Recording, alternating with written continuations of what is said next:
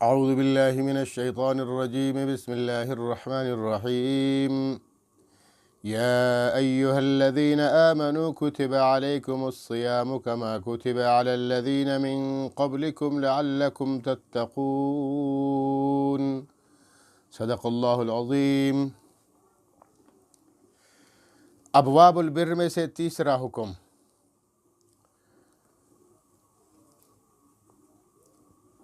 سابقہ آیات میں اللہ رب العالمین نے ابواب البر میں سے قصاص کے متعلق فرمایا، اور پھر دوسرا حکم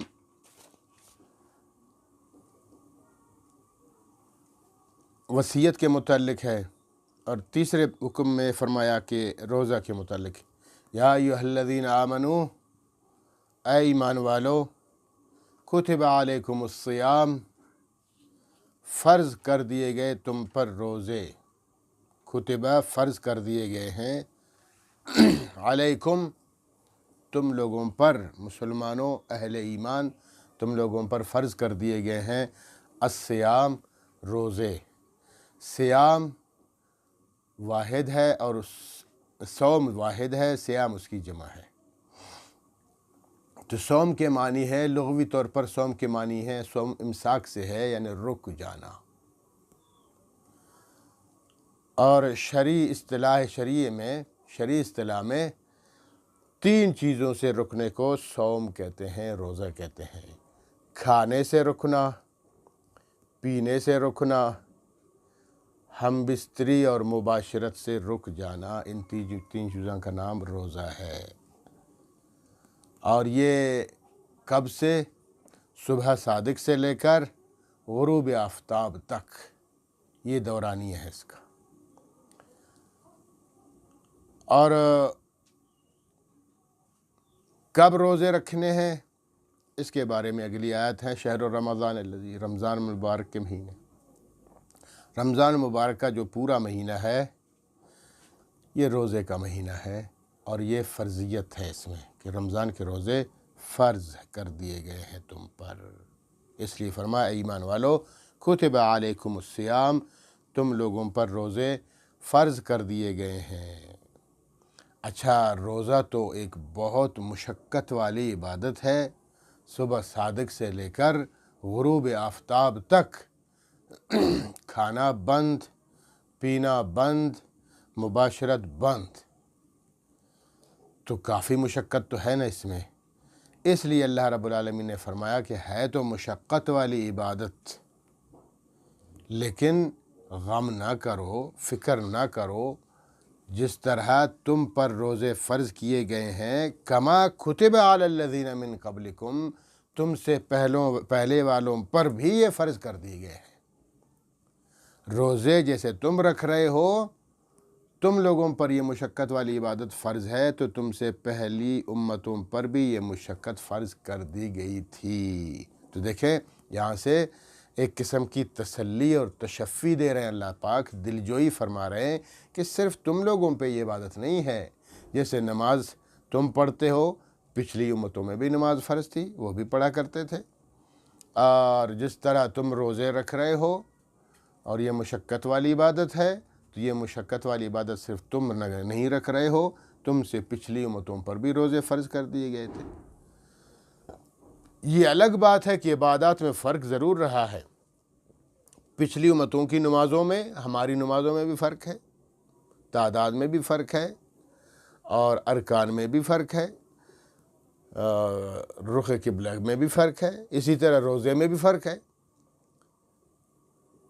کہیں دورانیہ میں فرق ہے، کہیں احکامات میں فرق ہے، اور کہیں جناب مہینوں میں فرق ہے، لیکن روزے ضرور فرض تھے، کما کتب علی الذین من قبلکم، جیسے تم سے پہلے والوں پر روزے فرض کر دیے گئے تھے، اسی طرح تم پر بھی روزے فرض کر دیے گئے۔ تو تسلی یہ ملی کہ دیکھیں کہ جب سب پر یہ چیز ہے تو پھر تو آسانی ہے۔ ہم دیکھیں عام حالات میں کہ روزے کا مہینہ نہیں ہے، لوگ کھا رہے ہیں، پی رہے ہیں، اور ایک بندہ روزہ رکھتا ہے تو وہ روزہ بڑا سخت ہوتا ہے انسان۔ لیکن جب رمضان المبارک کا مہینہ آتا ہے تو سارے کے سارے روزے سے ہوتے ہیں، تو مشقت بھی نہیں ہے، آسانی سے روزہ رکھا جاتا ہے۔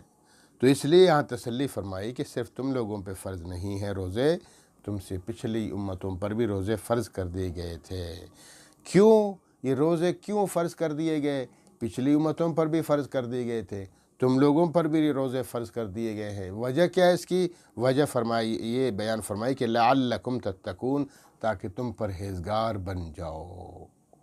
اصل مقصد اللہ پاک کا یہی ہے کہ تم سے تقوی لینا ہے، تقوی اختیار کروانا ہے کہ تم متقی بن جاؤ، پرہیزگار بن جاؤ۔ اصل چیز پرہیزگاری ہے۔ جب تم پرہیزگاری اختیار کر لو گے، اللہ کے محبوب بن جاؤ گے، اللہ تمہیں اپنی رضا میں لپیٹ لیں گے، اور اللہ پاک اپنے کرم نوازیوں سے جنت عطا فرمائیں گے اور تم سے خوش ہو جائیں گے۔ اس لیے فرمایا تتقون لعلکم تتقون، تاکہ تم پرہیزگار بن جاؤ۔ یہ پرہیزگاری کیا ہے؟ دیکھیے کہ شریعت اسلام میں جو اللہ رب العالمین نے ہمیں احکامات دیے ہیں وہ دو طرح کے ہیں، احکامات، منہیات۔ احکامات وہ ہوتے ہیں جن کے کرنے کا اللہ پاک نے حکم دیا ہے، نماز پڑھو، روزہ رکھو، والدین کی اطاعت کرو، ہمسایوں کا خیال رکھو، اور رشتہ داروں کے ساتھ حسن سلوک کرو، صلہ رحمی کرو، عوام الناس کے ساتھ اخلاق سے پیش آؤ، لین دین ٹھیک کرو، حج کرو، ٹھیک ہے، زکوٰۃ دو۔ یہ چیزیں ہوتی ہیں، یہ ہے احکامات جو کرنے کے ہیں۔ اور جو جہاں سے منع فرمایا اللہ تعالیٰ نے کہ والدین کی اطاعت، نافرمانی نہ کرو، چوری نہ کرو، زنا نہ کرو، رشوت نہ کھاؤ، سود نہ کھاؤ، غیبت نہ کرو، چغل خوری نہ کرو، جھوٹ نہ بولو، یہ ہے منہیات۔ تو کچھ ہے احکامات اور کچھ ہے منہیات، کچھ ہے وہ کام جو کرنے کے ہیں، کچھ وہ ہے جو جن سے منع کیا گیا ہے کہ وہ رکنے والے ہیں کہ ان سے رک جاؤ۔ تو دونوں چیزیں اپنا لوگے تو اللہ کے محبوب ترین بندوں میں شامل ہو جاؤ گے۔ احکامات پر بھی عمل لازمی ہے اور منہیات پر بھی لازمی ہے۔ جیسے ایک مریض ہوتا ہے، وہ مریض ڈاکٹر کے پاس جاتا ہے، حکیم کے پاس جاتا ہے، تو وہاں اس کی تشخیص ہوتی ہے کہ بھئی تجھے کون سا مسئلہ ہے۔ کسی کا گلا خراب ہے، پیٹ خراب ہے، تو ڈاکٹر یا حکیم کیا کہتا ہے کہ بھئی دیکھو میں نے تمہارے لیے نسخہ لکھ دیا ہے، دوائیاں لکھی ہیں، یہ دوائیاں تم نے مسلسل لینی ہیں، لیکن ان دوائیوں کے ساتھ ساتھ تم نے کچھ چیزوں سے پرہیز بھی کرنا ہے۔ ترش چیزیں نہیں کھانی، سخت چیزیں نہیں کھانی، اچار وغیرہ نہیں کھانا، نہیں تو تمہارا گلا مزید خراب ہو سکتا ہے۔ تو دیکھیں دو چیزیں مل گئی اس کو، دوائی مل گئی کھانے پینے کے لیے، اور وہ ان چیزوں سے منع کیا گیا جن سے گلا مزید خراب ہو سکتا ہے، پیٹ مزید خراب ہو سکتا ہے۔ تو اب یہ بندہ کیا کرے گا؟ دونوں چیزوں پہ عمل کرے گا، ایک دو دن میں ٹھیک ہو جائے گا۔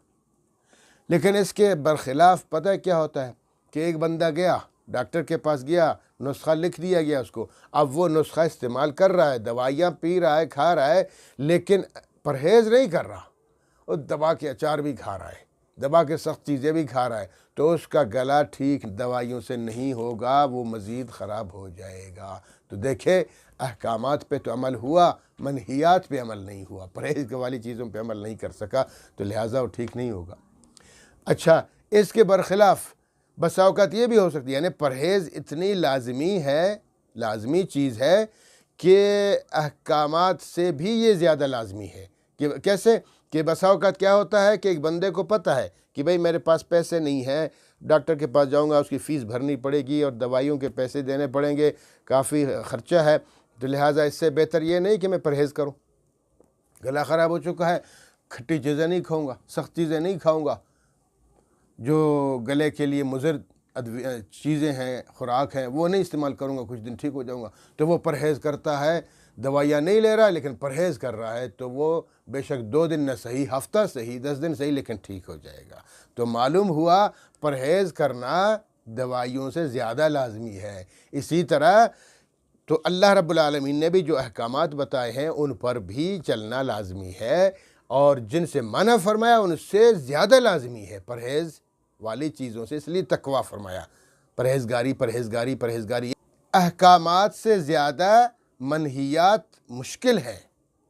احکامات پہ عمل کرنا، جو کرنے والے احکام ہیں کہ ان کو کرو، ان پر عمل کیا جائے، یہ بھی مشکل ہے، لیکن اتنے نہیں ہیں جتنے کہ وہ مشکل ہیں رک جانے والے، پرہیز کرنے والے، ان سے بچ جانا زیادہ مشکل ہے۔ اس لیے اللہ پاک نے فرمایا کہ روزہ ایک پریکٹیکلی عبادت ہے کہ جب تم روزے رکھو گے تو دیکھو رک رہے ہو نا، کھانا بند، پینا بند، مباشرت بند، وہ بھی صبح صادق سے لے کر غروب آفتاب تک پورا دن۔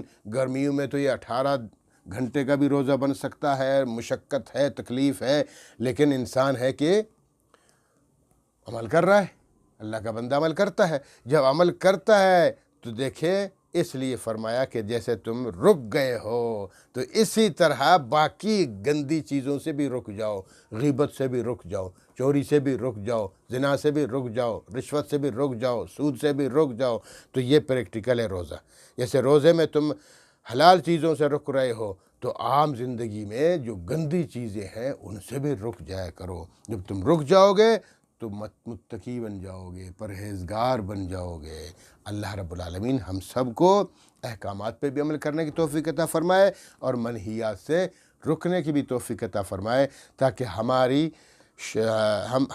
ہمارا نام بھی متقین کی لسٹ میں شامل ہو جائے۔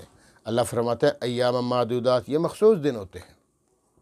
ایام معدودات وہ رمضان کے مہینے میں اگلی آیتوں میں پڑھیں گے کہ یہ مخصوص دن ہے، 29 دن ہے، 30 دن ہے، کیونکہ اسلامی مہینہ یا تو 29 کا ہوتا ہے یا تو 30 کا ہوتا ہے، 29 سے کم کا نہیں ہوتا، 30 سے زیادہ کا نہیں ہوتا۔ تو یہ کچھ مخصوص دن ہے، ان دنوں میں روزے رکھ لیا کرو۔ لیکن آگے اللہ پاک فرماتے ہیں فمن کان منکم مریضا، استثناء، جو شخص تم میں سے مریض ہو، فمن تو جو شخص کانا ہو، منکم تم میں سے، مریضاً بیمار، جو تم میں سے مریض ہو، او علی سفرن یا سفر پر ہو، یعنی مسافر ہو۔ مریض اور مسافر کے لیے گنجائش ہے۔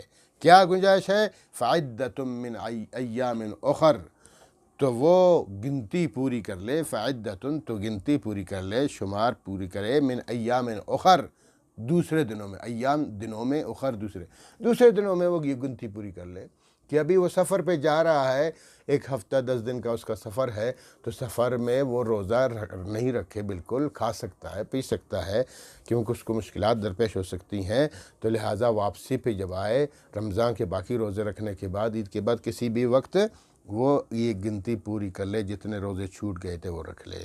تو مسافر کے لیے بھی ہے اور مریض کے لیے بھی ہے۔ اب تھوڑی سی تفصیل مریض اور مسافر کے لیے۔ مریض کس کو کہتے ہیں؟ مریض یعنی وہ شخص کہ روزہ رکھنے سے اس کی بیماری بڑھ سکتی ہے مزید، یا پھر اس کی جان چلے جانے کا خطرہ ہو سکتا ہے۔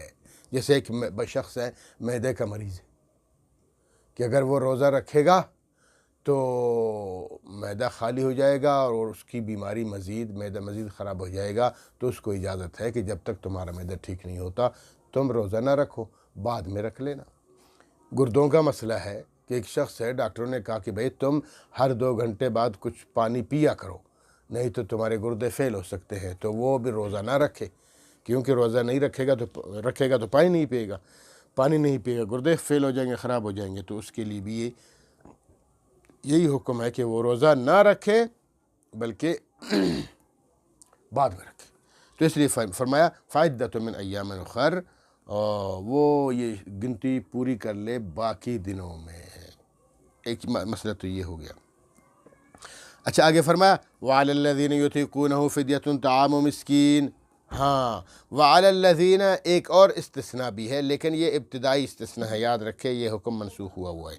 وعلی الذین یطیقونہ فدیہ، جو لوگ طاقت رکھتے ہیں فدیہ دینے کی طاقت رکھتے ہیں، اللہ پاک نے مال دیا ہے، دولت دی ہے، وہ اگر روزہ نہ رکھنا چاہے تو پھر کیا کرے؟ طعام مسکین، مسکینوں کو کھانا کھلا دے، ہر روزے کے بدلے میں ایک مسکین کو، ایک غریب کو کھانا کھلا دے، بس، روزہ نہ رکھے، مرضی اس کی نہ رکھے۔ لیکن اچھا یہاں ایک بات یاد رکھیے کہ دیکھیں، حضرت معاذ بن جبل رضی اللہ تعالیٰ عنہ کی روایت ہے کہ رمضان میں روزے میں 3 تغیرات ہوئے، 3 تبدیلیاں ہوئیں، 3 تبدیلیاں۔ ایک تبدیلی یہ تھی کہ جب رسول اعظم حضرت محمد صلی اللہ تعالیٰ علیہ وسلم مکہ سے مدینہ تشریف لے آئے، ہجرت فرما کے آ گئے، تو کیا کرتے تھے روزے کے بارے میں؟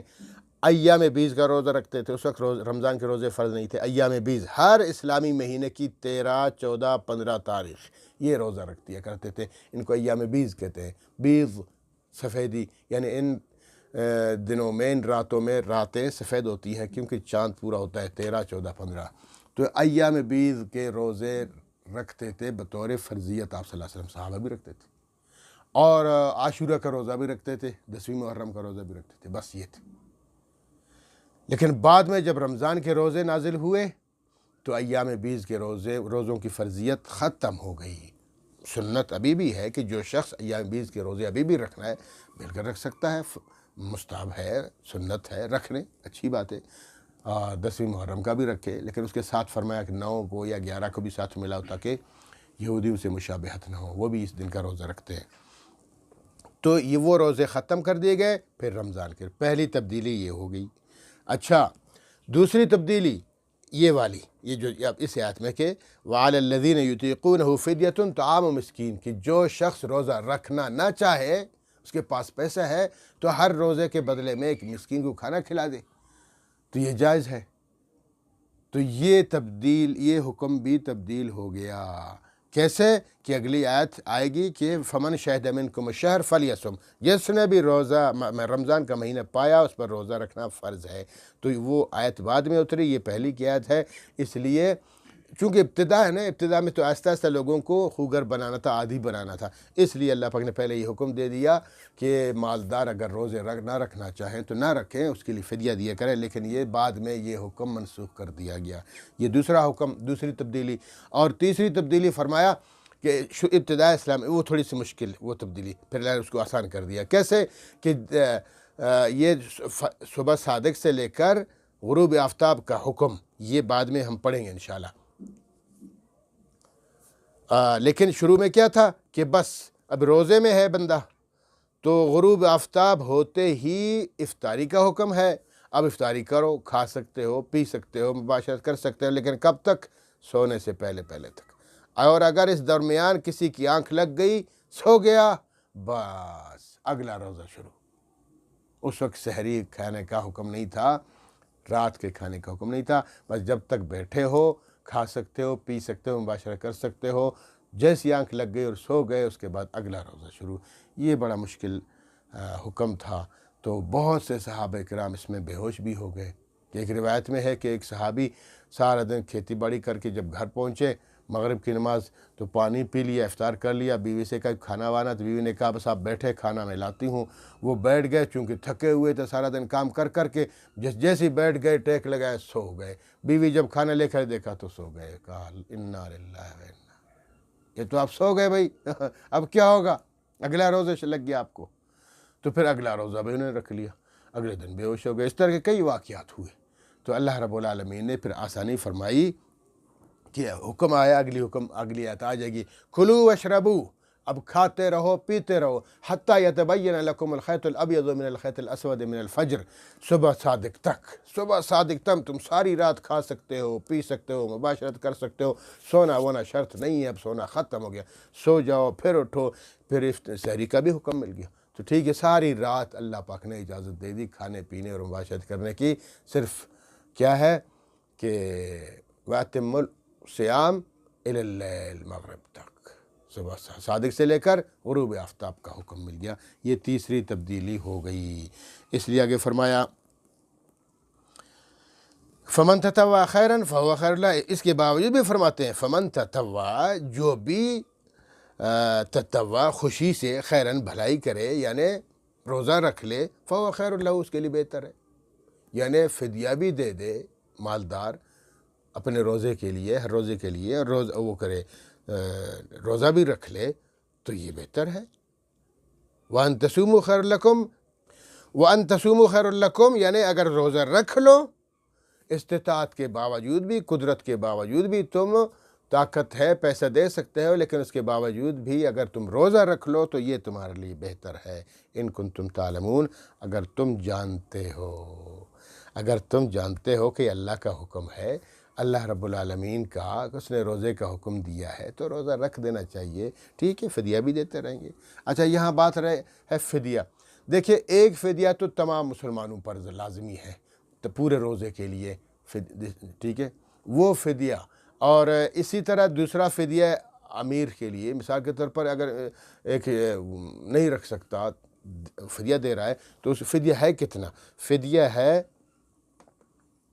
1 صاع، ٹھیک ہے، اور وہ ہے 2.25 سیر، آج کل کے ہمارے سب 2.25 سیر گندم، بازار میں، مارکیٹ میں جو قیمت ہے اس کی قیمت 2.25 سیر، علماء کہتے ہیں 2 سیر احتیاطاً کر دے، اس کی قیمت ادا کر دے غریبوں میں۔